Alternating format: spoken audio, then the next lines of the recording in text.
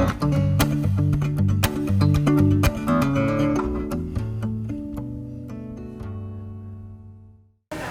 sore pemirsa Duta TV, Jumat sore, Jumat Inspirasi. Dan seperti biasa saya Diana Rosyanti menyapa Anda untuk mengajak Anda berjumpa dengan dia yang perjalanan hidupnya, idenya, kiprahnya mudah-mudahan bisa menginspirasi kita. Pemirsa, menjadi garda depan pengamanan sebuah teritori tentu bukan hal mudah. Terlihat seperti mudah untuk dikatakan, tetapi tanggung jawab besar. Tentunya itu memerlukan leadership, memerlukan komitmen, dedikasi. Hari ini di studio khusus Duta TV hadir Brigjen TNI Firmansyah. Beliau adalah Danrem 101 Antasari yang saat ini sudah bersama saya. Assalamualaikum. Waalaikumsalam. Selamat sore dan selamat datang kembali katanya ya. Selamat datang kembali di Banua tercinta. Karena pemirsa, beliau ini ternyata orang Banjar, betul ya? Kawah kehabisan masih bahasa Banjar? Masih kawah aja. Masih kawah, setelah berkeliling-keliling ya. Baik, tadi mengatakan bahwa menjadi garda depan pengamanan sebuah wilayah itu kan tidak mudah. Betul. Ketika hadir ke Kalsel kembali ke Banua kita, apa yang Komandan lihat di sini? Baik Mbak Diana, pertama mari kita panjatkan syukur dulu kehadirat Allah Subhanahu wa taala karena pada saat ini kita masih diberikan nikmat bisa saling ketemu, berinspirasi. Jadi bertanya apa yang harus saya lakukan pada saat saya kembali ke Banua, bagi saya merupakan hal yang sangat luar biasa. Sebenarnya pada dulu sebelum Korem 101 ditingkatkan dari tipe B menjadi tipe A, maka pada saat tipe B itu Korem dipimpin oleh seorang perwira menengah berpangkat kolonel. Nah, pada saat itu level saya karena saya sudah Lemhanas, maka saya berpikir tidak mungkin saya akan kembali ke sini karena di sini sudah dipimpin oleh junior saya yang agak jauh, sudah level 93, saya level 90, tidak terpikirkan. Namun tiba-tiba ada validasi organisasi, Korem 101 Antasari termasuk salah satu yang ditingkatkan dari tipe B menjadi tipe A, sehingga dipimpin oleh seorang perwira tinggi berpangkat Brigjen atau Bintang 1. Dan alhamdulillah kemudian ada kebijakan dari pimpinan Angkatan Darat bahwa semaksimal mungkin para putra-putra daerah bisa kembali ke daerah untuk memimpin daerah tersebut dan dia bisa berkontribusi langsung kepada daerah asalnya.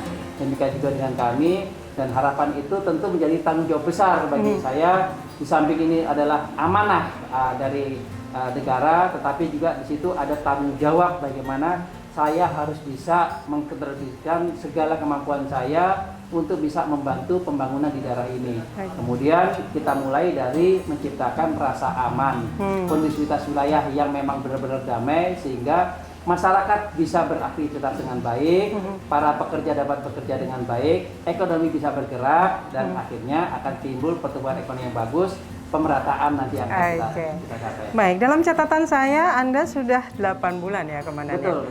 8 bulan artinya Anda masuk dalam kondisi yang memang sangat spesial. Ketika kita semua secara global ya memang dilanda pandemi COVID, termasuk Kalimantan Selatan. PR apa yang Anda hadapi di sini? Menarik karena pas saya masuk ke sini tanggal 22 April itu saya dilantik, tapi seminggu sebelumnya tanggal 16 saya sudah hadir di Banjarmasin. Saya melaksanakan prosesi untuk serah terima dengan pejabat yang baru. Kemudian tanggal 21 saya berangkat ke Balikpapan, di situ melaksanakan serah terima jabatan. 22 saya sudah ada kembali di 22 pagi saya dilantik, 22 sore saya sudah ada di Banjarmasin. Kalau tidak salah kemudian tanggal 24 kita sudah mulai PSBB, semua penerbangan ditutup. Nah, di situ tantangan buat saya, bagaimana ini? Nah, kemudian dari sanalah kemudian di samping saya mulai ketemu dengan para pejabat yang ada, memperkenalkan diri, sambil saya mempelajari masalah. Masalah yang di depan mata saya pada saat adalah PSBB. Ya, bagaimana sekarang PSBB ini bukan menjadi beban bagi pemerintah, tapi bisa menjadikan kita untuk tetap melaksanakan kegiatan. Jangan sampai kita sudah ekonomi terpuruk, tetapi kemudian kita tidak bisa berbuat apa-apa. Sehingga kemudian saya menghadap gubernur, menghadap pekerja lain, bagaimana kita cari formulasi. Formulasi itu yang kita laksanakan, bahwa kita melaksanakan PSBB tidak langsung keras, tidak. Kita formulasikan, kalaupun kita turun di lapangan, kita tetap kedepankan simpati. Bahwa yang kita hadapi itu adalah masyarakat kita sendiri, orang kita sendiri. Jadi jangan kita terlalu terlalu saklek dengan aturan. Jadi tadinya kita mau perketat bahwa dalam satu mobil tidak boleh ini, kemudian kita dapat arahan bahwa kalau mereka dalam satu keluarga kan tidak mungkin juga, masa di rumah dia juga bersama ketemu dibatasi dan sebagainya. Akhirnya itu. Nah, itu yang kita inikan, bahwa ini pendekatan humanis yang dilakukan. Humanis yang kita kedepankan. Itu yang kita ini sampai kemudian kita masuk di pada saat new normal. New normal pun kemudian saya roadshow kepada seluruh tokoh agama, tokoh masyarakat, bagaimana kita bersikap dan mengawalinya. Pada saat itu saya ingat gitu, saya langsung lemparkan pada saat rapat di Forkompinda kepada Pak Wandirin, kalau Kalsel mau melaksanakan new normal, maka kita tidak mengikuti secara keseluruhan skema dari pemerintah pusat. Saya sampaikan, kita punya kekhususan, kita ini masyarakat religius, maka apabila kita ingin melaksanakan new normal di Kalsel, yang pertama kita lakukan adalah sholat Jumat dulu yang harus kita kerjakan. Karena itu jadi kunci ya. Kalau kita sudah mengizinkan sholat Jumat, maka yang lainnya bisa ini. Kita bilang, tapi kalau sholat yang lain tidak, akhirnya diterima di forum. Jangan sampai kita ini boleh, tapi sholat berjamaah tidak boleh. Itu yang usulan saya pertama. Dan itu menjadi keributan tersendiri di masyarakat. Baik, dari tadi Komandan menyampaikan terkait Forkompinda menjadi menarik ya. Forkompinda itu kan forum komunikasi pimpinan daerah. Yang berkumpul di situ adalah seluruh pimpinan. Betul. Mereka adalah pimpinan di sektornya masing-masing. Masing-masing adalah leader. Bagaimana menyatukan ini kan agar pimpinan-pimpinan menjadi satu. Kadang kan egonya ada tuh. Betul. Saya jadi teringat beberapa waktu lalu ketika TNI dengan polisi masih jadi satu di ABRI, kan sekarang jadi beda sektor lah gitu. Itu gimana untuk bisa menyatukan sebuah keputusan, sebuah pendapat, khususnya untuk kepentingan masyarakat dan meredam egosentris masing-masing. Namanya juga kita forum komunikasi. Maka setiap kegiatan kita komunikasikan. Setiap ada isu yang kemungkinan akan berpengaruh dalam kondisi wilayah, maka kita akan komunikasikan terlebih dahulu. Baru kemudian setelah kita dapat satu kata, baru kita launching ke masyarakat, kita rilis ke masyarakat. Nah, pada dasarnya kita menghindari adanya konflik kepentingan di sana, sehingga masing-masing bagian, apakah saya dan Rem sebagai perwakilan dari TNI, kemudian ada Kapolda untuk polisi, di situ ada Kajati, Ketua DPRD dan sebagainya. Kita semua mempunyai tugas pokok masing-masing, namun bagaimana kita bisa saling menghargai. Dan satu yang saya kemukakan bahwa untuk bisa berjalan bagus di Provinsi Kalsel ini, maka kita mulai dari bahwa Forkompinda itu harus satu.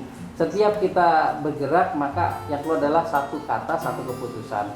Kalau sebelum itu kita saling beradu argumen gitu. Masalah yang penting itu kita sudah keluar statement, itu adalah statementnya Forkompinda. Tapi ngomong-ngomong, kalau di belakang layar adu argumen nggak?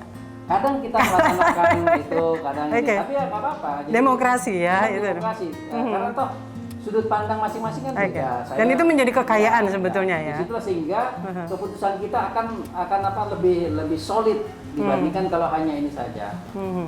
Anda tentunya kan sudah keliling nih ke seluruh daerah dan akhirnya kembali diminta untuk mengabdi mempelajari wilayah Anda sendiri. Ada yang beda nggak dibandingkan dengan wilayah-wilayah lain yang pernah di mana bertugas? Kalsel ini sangat unik, sangat unik. Di samping kita uniknya lebih mudah atau lebih susah? Tentu akan lebih susah lah. Tapi ada satu karakter kita bahwa orang masyarakat Banua ini kan masyarakat yang memang kita terkenal guyup. Kita akan lebih toleran kepada hal-hal yang mungkin masyarakat lain lebih susah. Nah, justru dari toleransi inilah harus kita kelola dengan baik, karena itu kekuatan yang apabila dipelintir oleh orang lain bisa menjadi dampak tersendiri buat kita. Kita masyarakat religius di mana tentang agama sangat kuat di kita, sehingga tentunya pendekatan-pendekatan kita dalam melaksanakan kegiatan berbeda dengan tempat yang lain. Di sini kita ketahui peran para guru itu sangat sentral, beda dengan yang lain. Mungkin yang lain kalau kita ada permasalahan kita bisa ya tidak. Sekarang kita ada permasalahan kayak waktu kemarin, ingat waktu kita bulan puasa. Bulan puasa ya kan adalah suara-suara wah kita dilarang tarawih dan sebagainya dan sebagainya. Nah, kemudian kita dekati para guru, kita sampaikan bahwa kita bukan melarang orang beribadah, tetapi yang kita larang adalah kerumunan yang memungkinkan timbulnya penyebaran COVID-19. Setelah kita sampaikan ini, mereka dengan pengaruhnya bisa menyampaikan kepada umat, sehingga alhamdulillah kan pada saat kita melaksanakan Idul Fitri juga kita damai. Artinya informal leader juga diperlukan, betul, ya, berkolaborasi terkait itu. Baik, bicara soal leadership di TNI, itu kan sebetulnya protapnya ada pastinya ya, aturannya ada, tetapi kan humanisme personnya itu kan beda-beda. Itu gimana sih Pak memadukan antara person dengan protap yang memang garisannya harus begitu? Orang jujur saja, kadang mau mendekati ke wilayah-wilayah loreng ini agak takut gitu. Sekarang kalau takut, sebetulnya seperti apa sih? Jangan demikian. Bagaimanapun kita tentara juga adalah manusia. Tapi setiap orang kodratnya dilahirkan berbeda. Sehingga ada yang memang temperamental, ada yang senang bercanda, ada orang yang serius dan sebagainya. Tetapi yang paling penting bahwa bagaimana kita bisa berkomunikasi dengan sesama. Berkaitan dengan kepemimpinan di TNI, tentu kita tahu bahwa di TNI itu untuk menjadi seorang pemimpin itu kita siapkan dari bawah. Ada pendidikannya, ada tahapannya ya. Pada saat kita baru lulus pangkat Letnan 2, maka kita dididik untuk menjadi pemimpin setingkat peleton sekitar 30 orang. Kemudian naik lagi di pangkat kapten. Sebelum sampai ke kapten kita ada pendidikan, ada latihan dan sebagainya. Kemudian tingkat kompi 100 orang bertahap bertingkat demikian. Nah, itu semua kita lalui, sehingga di setiap tahapan itu tentu ada problematika, ada permasalahan yang kita hadapi, sehingga pada saat kita nanti di level yang cukup strategis, kita sudah matang gitu ya, yang sudah matang, sehingga apabila timbul permasalahan kita tidak gugup, tidak gagap. Oke, itu menjadi penting ya. Betul. Pengalaman di lapangan. Nah, di samping itu dengan kita sudah sering berinteraksi dengan masyarakat, tentunya makin ke atas harusnya kita sudah semakin matang, semakin bijak, semakin dewasa gitu ya. Kita akan bertemu dengan orang lain yang mungkin punya pandangan berbeda dengan kita. Jadi lawan bicara kita itu adalah kawan dalam berdebat. Baik, secara karir namanya pimpinan itu jadi segitiga, semakin ke atas semakin mengecil. Kita akan elaborasi bagaimana sih pengalaman beliau tadi kan dari bawah sampai ke positioning sekarang dan tentunya mimpi-mimpinya ke depan. Tapi kayaknya seru kalau kita langsung serbu markas beliau. Beliau sudah mampir ke Duta TV, dutatv.com. Kita akan ke markas beliau, tapi dalam perjalanan kita akan elaborasi cerita dan kisah Brigjen TNI Firmansyah. Kita kembali sesaat lagi.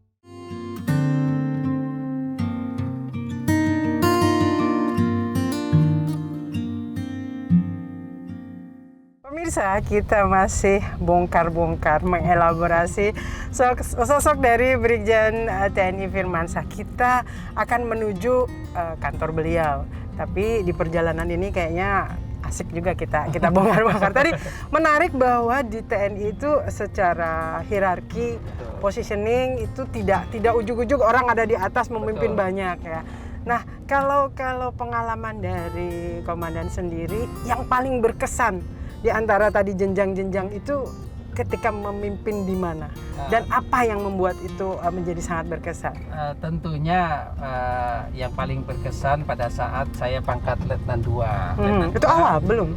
Masih awal, tapi sudah sekitar 2 tahun 2 tahun saya berdinas ya kan, karena kebetulan saya setelah selesai lulus perwira, kemudian kita melaksanakan dasar kecabangan atau sarcap infanteri di Bandung selama hampir 9 bulan.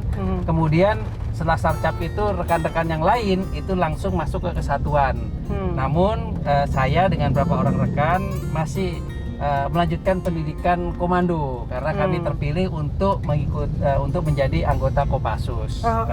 Demikian sehingga ada selisih 1 tahun dibandingkan rekan-rekan yang lain yang langsung bertugas di kesatuan. Kami butuh 1 tahun lagi di pendidikan komando baru kemudian ditempatkan. Nah, penempatan saya yang awal adalah di grup 1 Kopassus di Serang. Nah, di sana sungguh sangat menarik karena ya tentu kita tahu Kopassus itu legend sekali, sangat terkenal. Begitu kita pasukan elit begitu ya. Perwira muda, belum punya pengalaman, masuk di kandangnya macan di situ. Ya kan? Semuanya mau itu bintara, tamtamanya mereka sudah punya pengalaman tugas yang bagus, sudah banyak dan sebagainya. Dan saya masuk di sana sebagai dan unit. Nah, dan unit itu kalau di Kopassus itu kita hanya membawahi 9 orang karena 1 unit isinya hanya 10, maka tertua saya, Letnan 2, saya mempunyai 9 orang. Beda dengan batalion biasa yang konvensional, mereka begitu jadi lulus menjadi komandan peleton, di bawahnya ada 1 peleton itu 36 orang, mereka membawahi 35 orang. Nah, tentunya ini adalah tantangan tersendiri buat kita. Kemudian tiba-tiba saja selesai saya melaksanakan latihan perang hutan atau GLG di Sukabumi, begitu pulang langsung dipisahkan. Yang ini kembali ke barak, yang ini persiapan besok lusa kita sudah akan berangkat ke timur. Wow. Jadi, ketika konflik terjadi? Iya, waktu itu masih itu. Jadi kita baru selesai latihan di Sukabumi 1 bulan, ya kan? Pulang itu kita berharap dapat istirahat latihan. Ternyata begitu turun dari mobil, dari truk, disampaikan oleh perwira operasi, disebutkan namanya, yang ini silahkan kembali istirahat latihan, yang ini segera persiapkan bekal untuk 2 hari lagi kita berangkat tugas ke Timur. Dan tidak bisa menolak? Tidak bisa menolak. Jadi ya mindset kita langsung ya itu langsung ya, secara dulu tahun 92 itu belum ada komunikasi yang lancar ya. Curi-curi kita ke kota, telepon orang tua, ya minta izin, saya 2 hari lagi mau berangkat tugas. Nah, kemudian tugas. Tapi sempat galau nggak sih? Secara manusiawinya kan? Secara ini kita mentalnya sudah ditempa ya? Pingin sekali. Salah satu idaman perwira muda di Kopassus adalah segera kita ditugaskan, sehingga kita punya pengalaman, sehingga paling tidak kita sudah. Jadi bukan hanya latihan ya, ini betul-betul medan perang. Sama dengan anggota kita yang sudah punya pengalaman yang sama. Nah, disitulah kita ditugaskan. Saya berangkat pertama kali tugas itu memang saya ke Timur. Di situ memang saya dan unit itu membawahi 9 orang, tapi setiap gerakan kita tidak lebih dari 5 orang. Tidak lebih dari 5 orang kita bergerak. Nah, disitulah selama setahun itu ya istilahnya bergaul dengan mereka. Di situ istilahnya ya tugas kita melaksanakan operasi pertempuran. Nah, disitulah kita mengenal namanya kontak tembak, bagaimana kita on fire dengan di situ GPK Timur. Nah, di situ sampai kemudian di pos saya dapat juga salah satu tokoh dan sebagainya. Nah, itu yang kenangan yang memberikan warna tersendiri buat saya. Dan itu menjadi pengayaan tersendiri dalam sebuah pengalaman. Bagaimana memimpin prajurit di medan pertempuran beda dengan memimpin prajurit di situasi damai. Dan itu pasti jadi memang label pasukan elit itu akhirnya di situ ya yang membedakan. Apakah itu juga berpengaruh terhadap jenjang karir setelahnya? Betul, karena itulah yang membekali kita bahwa kita punya kepercayaan tinggi bahwa karena memang Kopassus itu dididik untuk kita bisa mandiri, bahwa pada saat kita bertugas kita harus bisa menguasai suatu wilayah yang luas tanpa kita harus jadi rata-rata kita ditempatkan di tempat yang sulit dengan segala prasarana yang terbatas, tapi kita harus bisa menguasai wilayah hanya dengan dibantu berapa orang itu. Nah, itulah yang membentuk kita bahwa ke depan tugas saya juga akan makin berat, maka setiap kegiatan apapun bentuknya kita tidak boleh menyerah. Oke, saat itu masih sendiri atau sudah punya Saya pasangan? belum berkeluarga. Oh, jadi agak lebih bebannya mungkin jauh lebih ringan ya memikirkan diri sendiri saja, nggak ada memikirkan Oke. orang lain. Baik, terkait dengan jenjang karir, kalau di TNI, apakah kita kan sering mendengar bahwa oh ini bisa naik karena linknya ini karena ini. Sebetulnya faktor apa sih yang menjadi hal utama seseorang itu bisa menaiki jenjang-jenjang tertentu? Kalau berbicara itu tentu prestasi dan kinerja. Oke. Kita harus yakini itu. Kalaupun kemudian ada itu hanya sedikit saja lah pengaruhnya, karena bagaimanapun Catatannya harus lengkap dulu, harus siap dulu ya. Menempatkan seseorang, memberikan pangkat jabatan itu berdasarkan prestasi dan kinerja dia. Kalau memang dia menonjol, tentunya dia akan lebih bisa mendahului dibandingkan kawannya. Karena di sistem penilaian keprajuritan yang kita itu ada 3 tipe. Yang pertama adalah dipromosikan mendahului kawan-kawannya. Yang kedua, dipromosikan bersama-sama dengan kawannya. Yang ketiga adalah dipromosikan tidak bersama kawan-kawannya. Nah, dari situlah ada perbedaan, sehingga walaupun kita pasti karena catatan-catatan tersendiri ya. Jadi selama dia penugasan di lapangan bagaimana, selama di basis bagaimana, itulah. Jadi kita tetap melihat orang itu berdasarkan kompetensinya, berdasarkan kinerja, berdasarkan prestasi. Oke, itu yang paling utama sebetulnya, bahwa ada keistimewaan ya pasti ada, tapi tidak banyak ya gitu. Banyak, itu paling berapa persen itu. Oke, dalam pandangan Anda, Komandan, seseorang yang melejit cepat cepat di luar jenjang biasanya karena mungkin sangat menonjol, tetapi akhirnya banyak terjadi juga bintangnya jadi cepat redup juga gitu, cepat jatuh, atau ada yang pelan tetapi pasti. Anda sendiri memilih yang seperti apa kalau disuruh memilih, kalau diminta untuk memilih? Kalau saya lebih senang saya berjalan normal saja, proses ya, berdasarkan proses, sehingga atasan saya menilai bagaimana kinerja saya. Kayak sekarang ada rekan-rekan saya yang dia sudah pangkat jabatannya lebih dibanding saya. Terus kemudian ada juga yang mungkin belum selevel dengan saya. Itu adalah dinamika dalam kehidupan. Tapi saya berharap bahwa silakan nilai saya berdasarkan kinerja saya. Kalau memang saya dinilai bagus, pantas, maka saya dipromosikan. Itu saja. Pastinya karena tadi mengerucut ya, ada kompetisi pasti ya. Di TNI itu kompetisinya seperti apa sih agar terlihat tadi bahwa kompetensi dan lain-lainnya itu, bagaimana cara menunjukkan bahwa saya mampu, kan ini jalurnya jalur protap, jalur komando. Kompetensi kita sangat tinggi, karena istilahnya begini, dalam satu jabatan itu pasti diperbutkan minimal ada 3 orang, 3 sampai 5 orang, dan itu bukan hanya satu leading. Itu di situ ada senior, ada senior di atas kita, ada junior di atas kita. Nah, di situ penilaiannya, sehingga kalau kita ingin maju, ingin ini ya, kita harus punya prestasi, kinerja yang bagus. Nah, salah satu yang mendukung adalah pendidikan, bahwa kita juga harus mengikuti jenjang pendidikan yang ada. Karena di Angkatan Darat untuk tingkat pendidikan tertinggi ada di Seskoat, Sekolah Staf Komando dan Angkatan Darat. Setelah selesai itu, apabila kita ingin tetap maju juga, kita mengikuti Sesko TNI untuk gabungannya. Setelah itu untuk level yang strategis lagi untuk Pati, kita juga harus mengikuti dari mana dan sebagainya. Tapi di samping itu ada juga personel lain yang karena memang kemampuannya, kualifikasi bagus, dia ada yang tidak ikut jenjang ini, tetapi dia tetap menonjol, diberikan kesempatan yang sama untuk tetap bisa naik ke atas. Ketika misalkan seseorang, contohnya Anda berada pada posisi pimpinan, komandan di sebuah wilayah, lalu ada senior Anda ternyata berada di bawahnya kan gitu kan. Kadang-kadang ada juga segan-segan. Itu gimana sih cara mengkomunikasikan? Leader adalah leader. Walaupun mungkin dia ada senior, tetapi kan kita tahu bahwa di TNI itu senioritas juga menonjol. Nah, itu bagaimana cara mengatasinya? Jadi yang pasti bahwa dalam organisasi kita berbicara adalah tata cara kehidupan militer. Apabila seorang menjadi pimpinan walaupun bawahannya adalah senior, maka kita harus saling menghormati. Kita menghormati yang di bawah kita adalah bawahan kita, adalah senior kita pada saat pendidikan.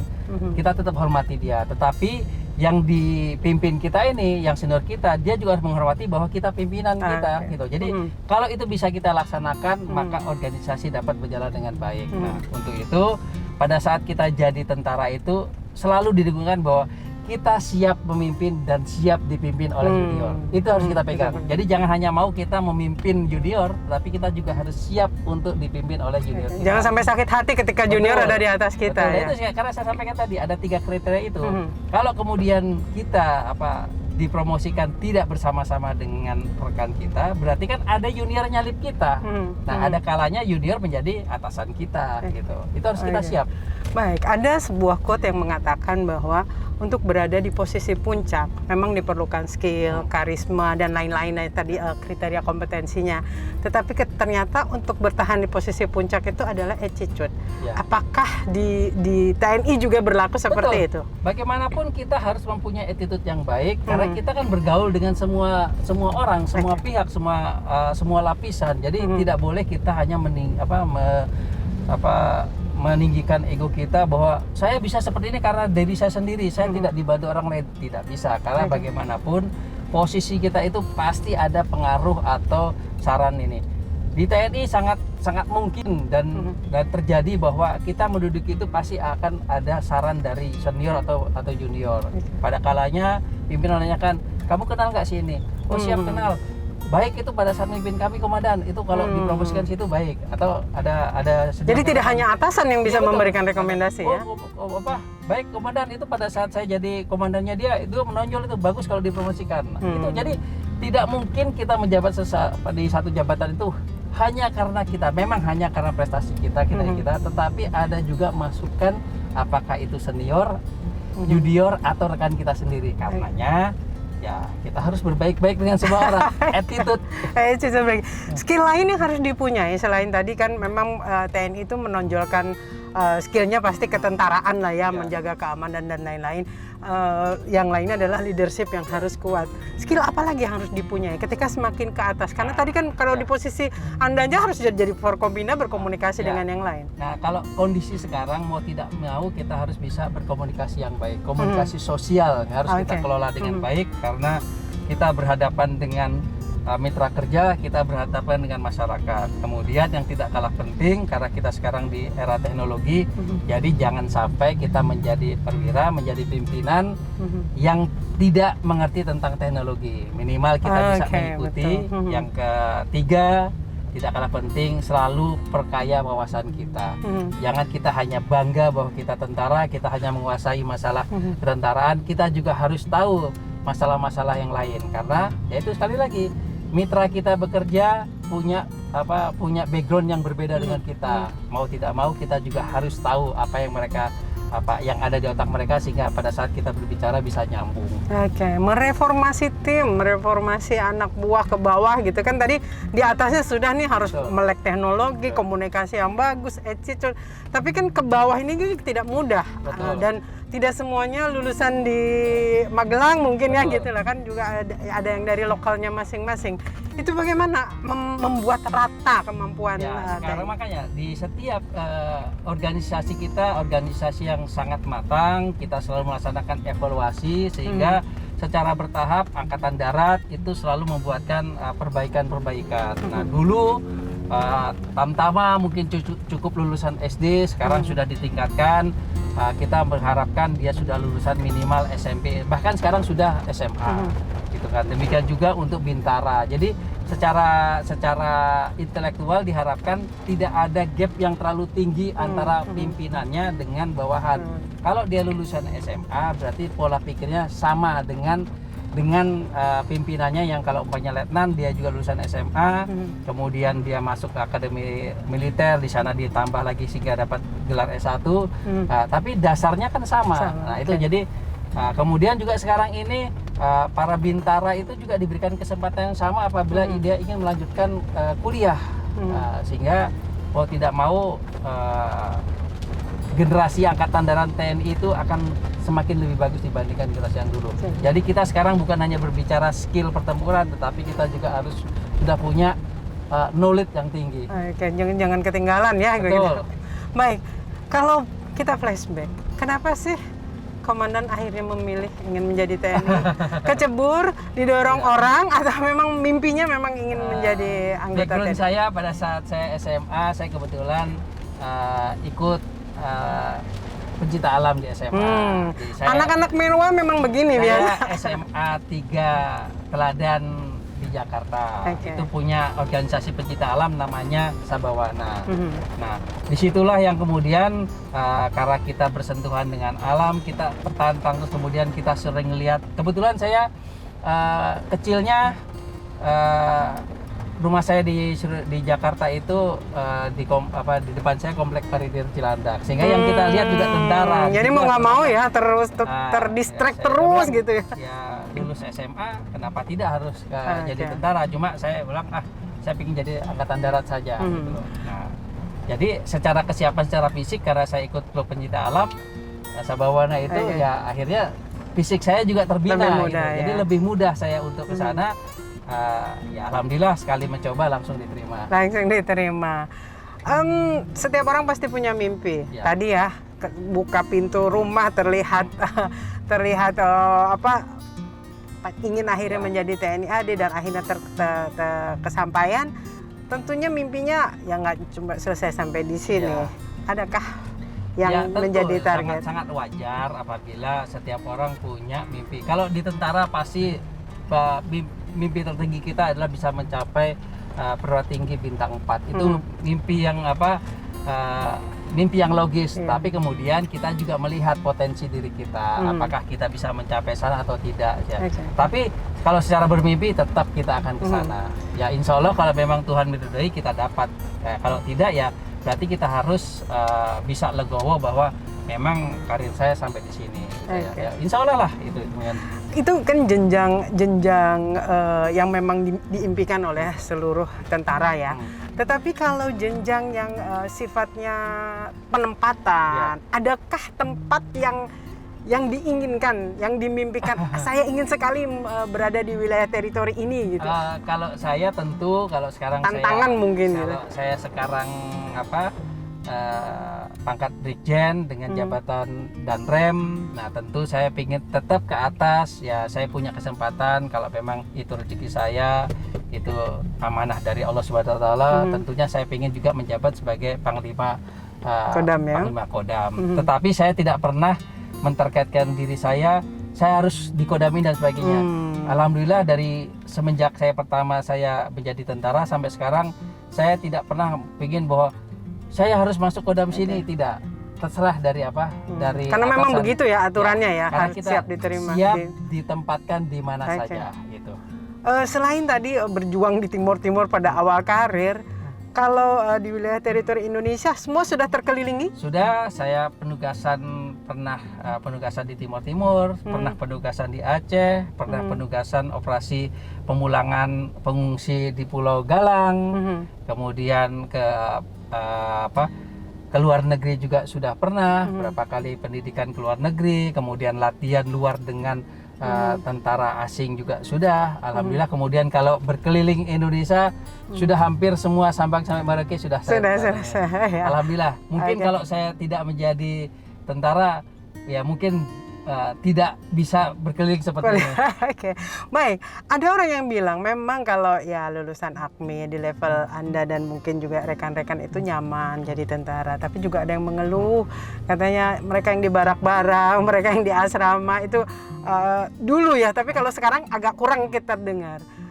Bagaimana kondisi kesejahteraan TNI sebetulnya? Alhamdulillah kesejahteraan TNI dari tahun ke tahun semakin baik. Perhatian pemerintah kepada kita juga baik dan tentunya juga sesuai dengan kondisi keuangan negara. Tetapi sekali lagi memang masih ada beberapa kekurangan, tetapi itu masih tahap yang logis dibandingkan dulu. Kita sekarang lebih baik, itu saja. Jadi kita juga harus bersyukur sekarang negara sudah memberikan di samping kita sekarang dapat gaji secara berkala, kita juga ada tunjangan kinerja yang alhamdulillah dari tahun ke tahun persentasenya sudah meningkat dan itu diharapkan bisa untuk menghidupi kita dan keluarga, bahkan untuk bisa menyekolahkan anak. Oke, jadi tinggal apalagi itu tunjangan kinerja, jadi kinerja seseorang yang harus terus meningkat. Baik, kita sudah sampai di kantor Komandan, kita akan lihat ruangannya dan kita akan ngobrol-ngobrol lagi banyak hal hobinya, karena dalam catatan saya juga beliau luar biasa, Senin Kemisnya nggak pernah ketinggalan lah.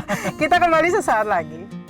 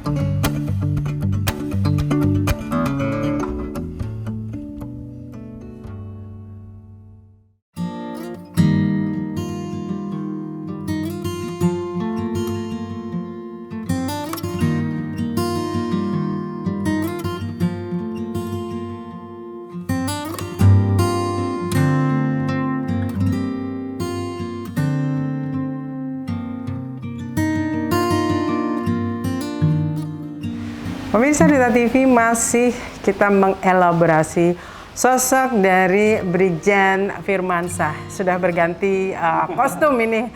Kalau tadi lapangan ya, pakaian lapangan. Kalau ini apa nih? Ini namanya seragam PDH. PDH. Ini biasanya digunakan pakaian dinas harian. Penggunaannya? Untuk kegiatan kita yang melaksanakan di kantor, kita melaksanakan seperti ini. Kemudian untuk di kebijakan di Angkatan Darat, kita menggunakan pakaian ini sehari-hari dari Senin sampai dengan Jumat, minggu pertama sampai minggu ketiga. Begitu masuk ke minggu keempat, kita sudah menggunakan pakaian PDL TNI. Itu kita namanya minggu militer untuk mengingatkan bahwa kita adalah militer, sehingga kalaupun kita staf yang tidak bekerja di lapangan tetap ingat bahwa kita adalah prajurit TNI yang mempunyai keahlian militer. Tapi khusus untuk satuan-satuan tempur, itu memang sehari-hari mereka menggunakan pakaian PDL tadi. Oke, jadi baju ini juga mengingatkan spiritnya ya. Betul. Sebagai seorang TNI. Jadi jangan dinilai dari bajunya, nilailah dari kemampuannya. Kita ingin sedikit mengorek-ngorek kembali dalam catatan kami. Ini memang agak berbeda nih komandan yang satu ini. Ketika datang pertama kali ke Kalsel, biasanya kami diundang untuk bertemu juga tokoh-tokoh masyarakat.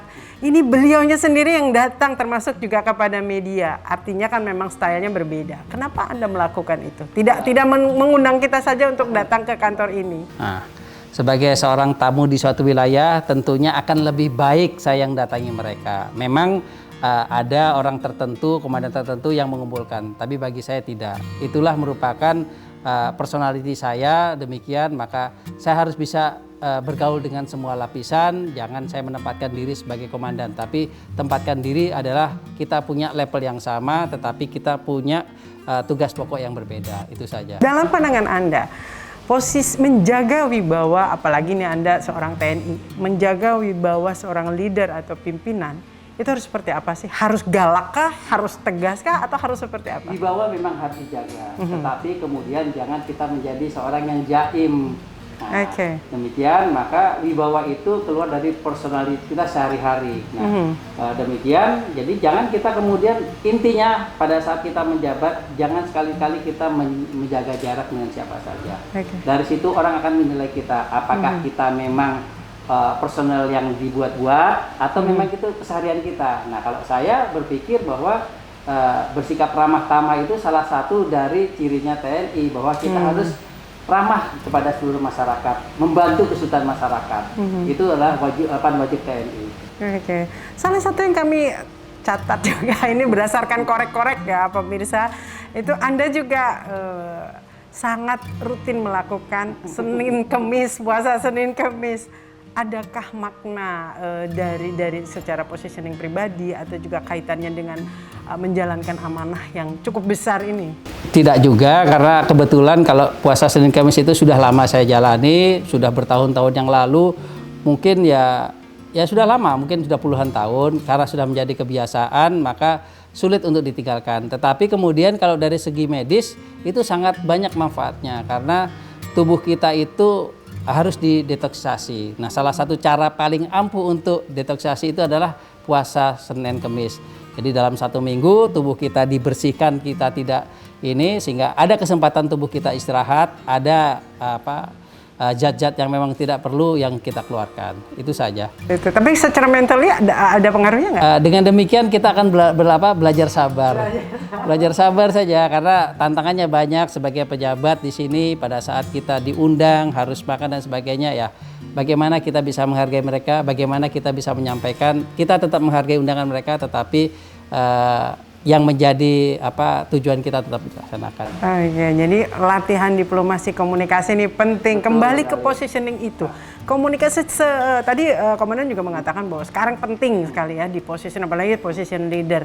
Untuk tapi kan tidak semua mempunyai kepiawaian itu. Komunikasi bagaimana Anda bersama mungkin seleteng Anda dan juga yang di bawah Anda itu sekarang membuat komunikasi itu menjadi penting di lingkungan TNI. Ya, saya sampaikan tadi pada saat kita berbicara pada saat perjalanan kemari, menjadi pimpinan di tentara itu butuh waktu, butuh tahapan. Nah, di setiap tahapan itulah kita dibekali. dibekali sehingga kita punya kemampuan bagaimana kita berbicara di 30 orang, berbicara di 100 orang, berbicara di ratusan orang, 800, ribu dan sebagainya.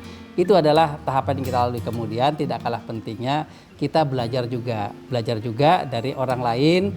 Tentunya manusia itu adalah manusia yang mempunyai kemampuan untuk mengamati. Di situ kita, oh ini seorang ini bagus, performanya bagus. Kenapa tidak saya meniru? Kemudian ada satu lagi yang sekarang sedang dikembangkan oleh pimpinan Angkatan Darat, bahwa untuk para pemimpin-pemimpin di daerah, di wilayah, dari mulai Dandim, kemudian Danrem, dan satu lagi Kapenrem dan Kapendem diberikan kemampuan untuk melaksanakan komunikasi dengan media. Sekarang kita sedang mengikuti vokasi kehumasan. Nah, ini tentu sangat membekali kami bagaimana kami bersikap, bertingkah laku dengan media dan masyarakat. Sangat membantu. Sangat membantu ya. Baik, kalau kita melihat bahwa kalau di TNI itu tidak berdiri sendiri, pasangan itu juga mempengaruhi. Betul. Dengan ada organisasi Persit itu.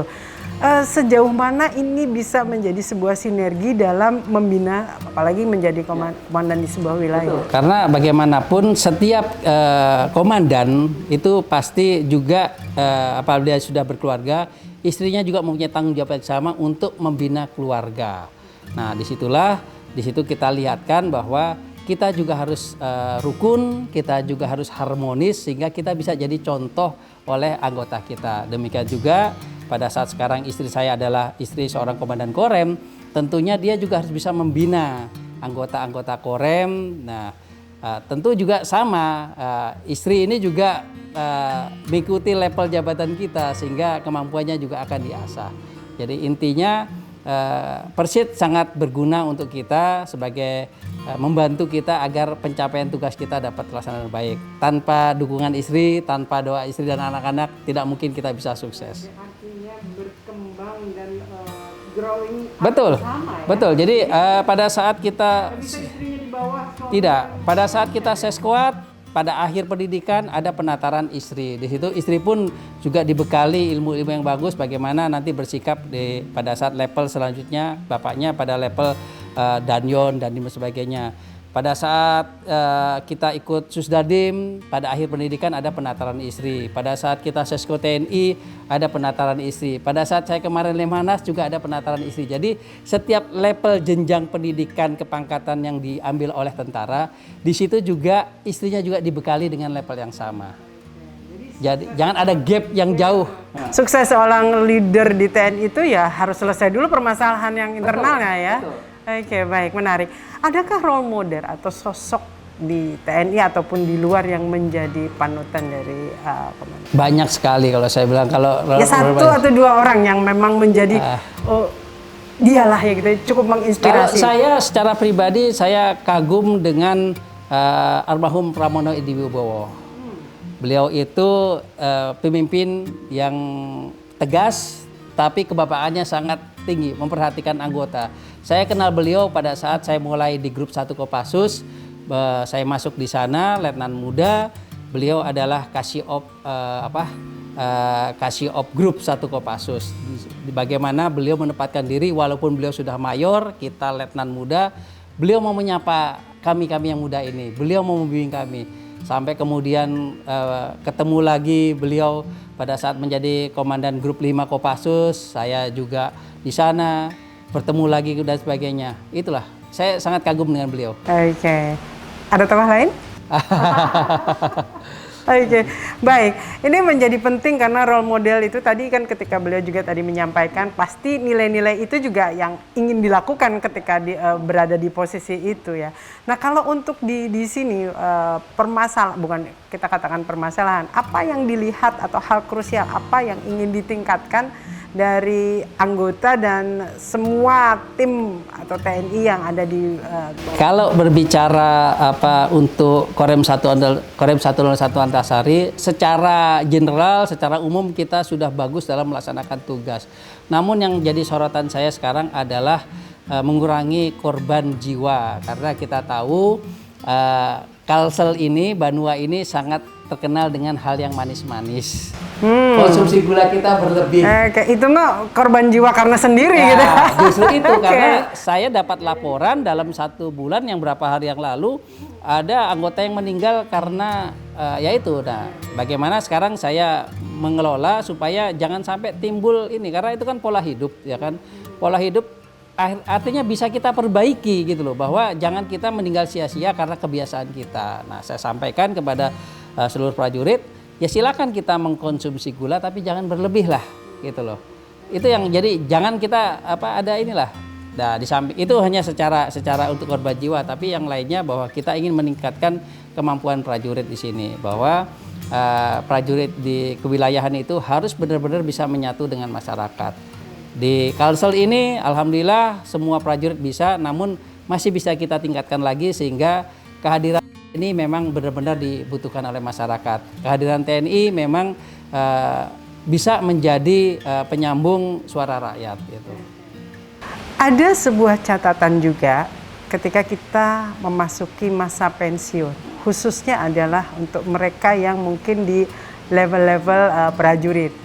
Mereka yang tinggal di asrama lalu tidak punya rumah tinggal setelah keluar dari asrama. Adakah kebijakan yang dilakukan oleh komandan untuk itu? Di tingkat Angkatan Darat, alhamdulillah kemarin sudah ditandatangani MOU antara Kasat dengan BTN bahwa Kasat memberikan keleluasaan kepada BTN untuk pendanaannya dan bekerjasama dengan PT Bika untuk pembangunan rumah-rumah prajurit. Nah, ini diharapkan ditujukan kepada prajurit-prajurit yang memang belum mempunyai rumah pribadi agar nanti pada saat pensiun tidak lagi kesulitan untuk mendapatkan rumah. Memang dulu kita ada kesulitan begitu kita harus pensiun, kita tidak siap, tidak mau meninggalkan rumah dinas, padahal rumah dinas itu juga sudah ditunggu oleh personil lainnya yang masih berdinas. Nah, sekarang seperti yang saya sampaikan bahwa ke depan makin hari makin tahun kondisi kita akan lebih bagus dan perhatian pemerintah juga lebih bagus, dan itu diimplementasikan oleh para pimpinan agar pada saat nantinya prajurit pensiun dia sudah mempunyai rumah pribadi. Dalam kondisi tenang, misalkan tidak ada konflik, tidak ada perang dalam tanda kutip, itu kan mungkin ada hal yang harus terus di-remind oleh prajurit-prajurit ini agar dia apa yang dilakukan? Kita selalu membina kemampuan kita. Kemampuan utama prajurit itu kan dia harus bisa menembak dengan baik. Dia harus mempunyai kemampuan bela diri yang baik. Dia harus mempunyai kesemaptan jasmani yang baik. Dia harus mempunyai tingkat keimanan yang baik. Dia harus bisa menjaga keluarganya. Nah, ini yang kita manfaatkan pada masa tenang ini. Bagaimana dengan program-program yang ada, program-program latihan yang itu kita manfaatkan untuk berlatih agar kemampuan kita hari demi hari terpelihara, syukur-syukur bisa kita tingkatkan. Artinya memang nggak boleh. Ya. Menang-menang tenang. Tidak boleh. Jadi setiap saat kita juga punya program kerja yang harus kita pertanggungjawabkan kepada pimpinan, di mana ada waktu-waktu tertentu ada tim evaluasi yang datang ke daerah untuk melihat sejauh mana program kerja itu dilaksanakan, sejauh mana capainya sudah kita bisa capai. Oke, seorang komandan di sebuah wilayah itu boleh melakukan inovasi nggak sih, misalkan dengan kearifan lokal? Sekali lagi TNI itu kan protapnya jelas, juklaknya jelas, tapi apakah boleh melakukan? Sangat dianjurkan bahwa kita mempunyai inovasi untuk membangun wilayah. Koridornya jelas bahwa yang boleh kita lakukan ini, yang tidak boleh kita lakukan ini. Selama kita masih melaksanakan kegiatan dalam koridor, itu betul. Apalagi kita punya inovasi. Kemarin kita di tingkat Korem ini, saya mempunyai bawahan para Dadim dalam menghadapi kondisi pandemi COVID-19, kita mencanangkan tim mobile. Bagaimana tim mobile itu bisa mendeteksi secara dini di mana ada kerumunan massa, kemudian kita datangi, kita edukasi dan sebagainya. Itu kan tidak ada dalam job description kita, tetapi bisa kita lakukan dan itu nilainya positif. Kemudian ketahanan pangan, bagaimana di Kodim Marabahan, di Kodim Kandangan, di situ ada Babinsa yang bisa menernakan sapi, kemudian di Marabahan kita punya kolam ikan sendiri. Di job description tidak ada, tetapi mereka mampu. Itulah nilai lebih mereka. Jadi memang dituntut bahwa setiap prajurit itu dapat berinovasi dengan kondisi wilayah yang ada, dengan kearifan lokal yang ada, dia bisa tampil dan bisa membantu keseluruhan masyarakat. Oke, membantu dirinya dan membantu warga sekitarnya pastinya ya. Sekarang fokus kita adalah bagaimana kita bisa menciptakan ketahanan pangan dengan kondisi yang ada sekarang. Nah, sesuai dengan wilayah masing-masing, mungkin di Amuntai dia bisa dengan peternak ikan atau itik, di Kandangan dia beternak membantu masyarakat untuk beternak sapi, pengembangan sapi, di Marabahan itu dengan dengan ikan, termasuk Martapura. Martapura bekerja sama dengan Balai Benih dan Pembibitan. Sekarang mereka sedang mencoba untuk teknologi baru bagaimana membuat ikan dalam kondisi Dan prajuritnya ikut terlibat di situ? Terlibat karena kita minta dari Balai Benih dan Bibit datang, mereka memberikan pelatihan. Nah, kemudian dicoba. Nah, saya sampaikan kepada Dandim bahwa apabila ini berhasil, kamu pilot projectnya, maka akan saya perintahkan seluruh Kodim untuk mengikuti. Oke, jadi multi talenta juga ya harus Harus, tapi jangan disalahartikan bahwa kita merebut lahan orang lain. Tidak, kita nanti akan datang hadir untuk membantu memajukan perekonomian masyarakat. Artinya ini prototipe bisa nanti bergandengan dengan masyarakat. Dan itu bisa menambah sumber income juga ya. Oke. Nah sekarang bagaimana fungsi tadi kan selalu bergandengan nih antara komandannya dengan ketua persitnya gitu lah kan. Itu juga pasti ibu-ibunya harus juga. Ibu-ibunya juga sama, kita tingkatkan kemampuannya. Ibu-ibu persit juga punya punya program sendiri bagaimana mereka memajukan. Ada pelatihan-pelatihan, ada ikut kursus-kursus dan sebagainya. Intinya jangan sampai persit itu hanya diam saja di rumah, tetapi dia juga punya kegiatan yang bermanfaat. Gitu. Menjadi menarik, kayaknya kita harus lihat ya. Tadi dikatakan bahwa seorang leader itu harus selesai dulu permasalahan inti, permasalahan di rumahnya. Kita ingin intip bagaimana sih kediaman resmi beliau. Mungkin di sana kita bisa lihat. Kalau ibu katanya sedang dinas, sedang tidak ada di sini. Kita akan lihat bagaimana keluarga beliau, bagaimana di rumahnya. Dan mengapa akhirnya nanti menjadi jawaban mengapa beliau bisa sekeren ini. Kita kembali sesaat lagi.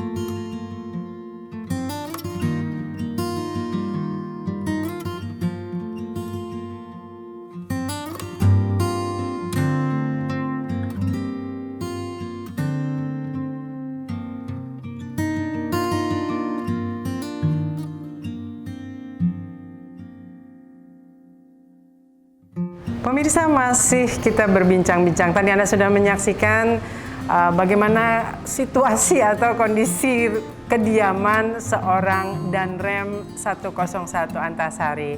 Saat ini Brigjen Firmansyah masih bersama saya.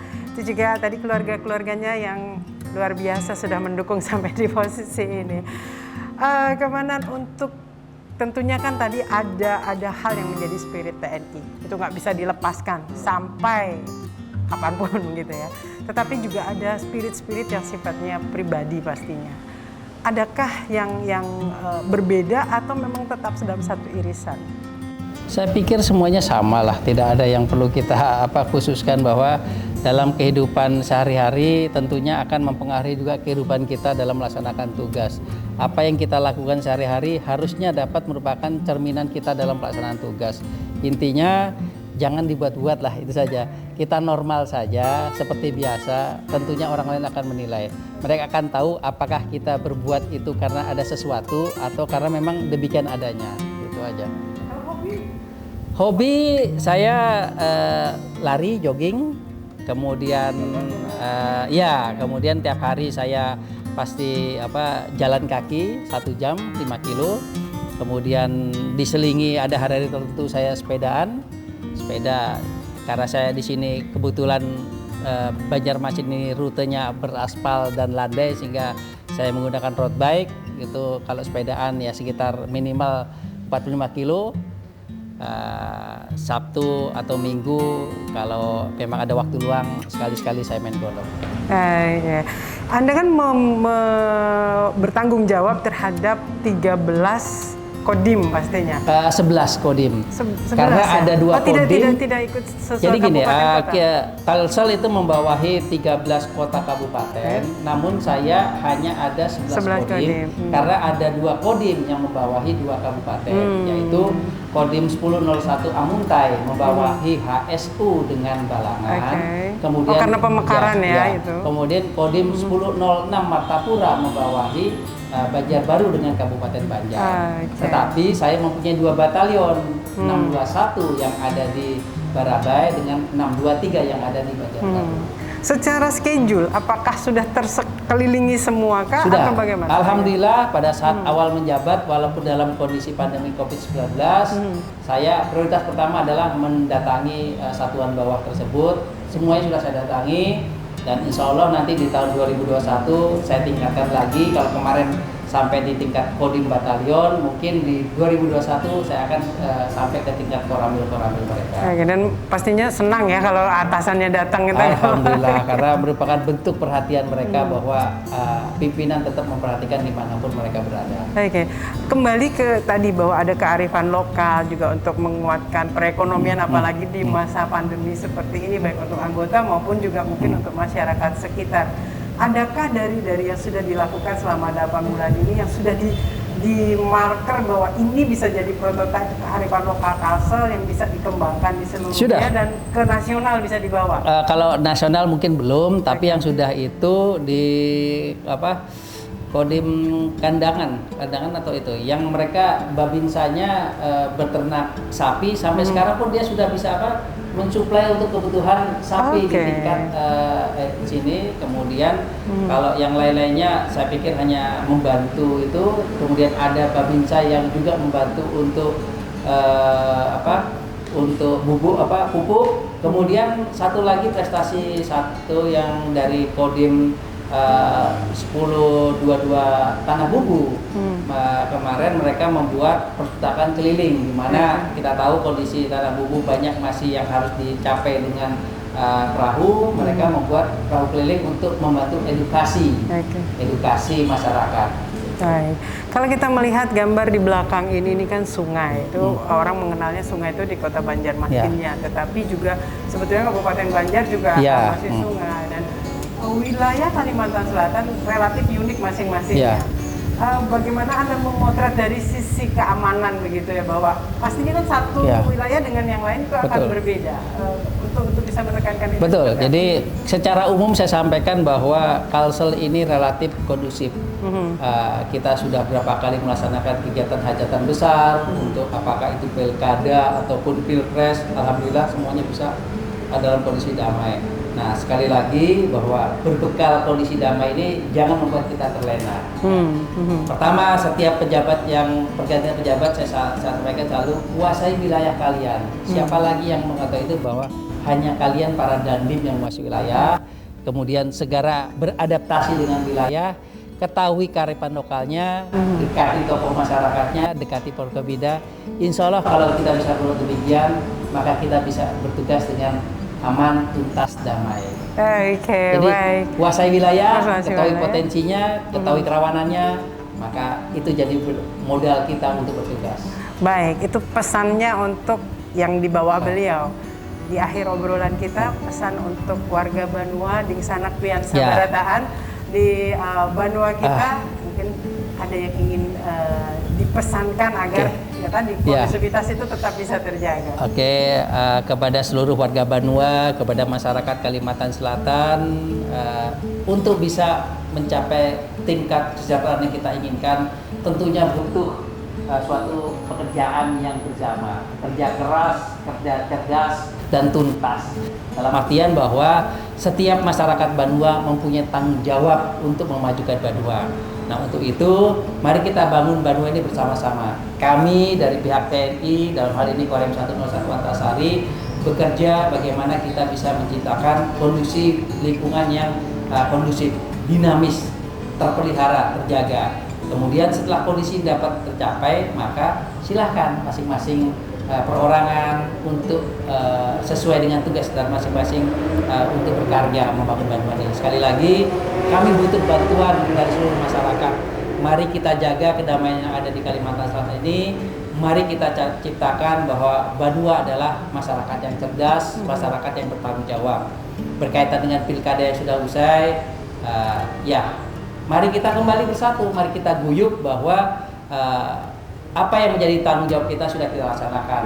Masyarakat di tanggal 9 Desember sudah melaksanakan pilihan politiknya. Nah, kemudian kami juga sudah membantu menjaga agar masyarakat bisa melaksanakan pesta demokrasi. Sudah selesai, mari kita kembali damai, mari kita kembali membangun Bandung yang kita cintai. Kepada pihak yang menang, jangan menjadi sombong, rangkul kembali pihak lain. Kemudian kepada pihak yang saat ini mungkin dinyatakan suaranya kalah, ya legowo untuk menerima ini. Yang kita tuju sama, yaitu membangun Banua. Mari kita sama-sama bekerja sama. Oke, baik. Untuk kepentingan yang lebih besar, betul. Banua yang utama. Apa yang kita cintai. Baik.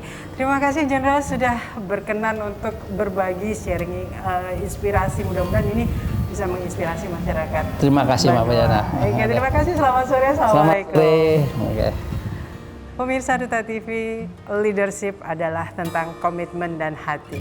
Dan satu hal yang perlu kita catat bahwa skill, kompetensi, karisma bisa membawa seseorang ke posisi top.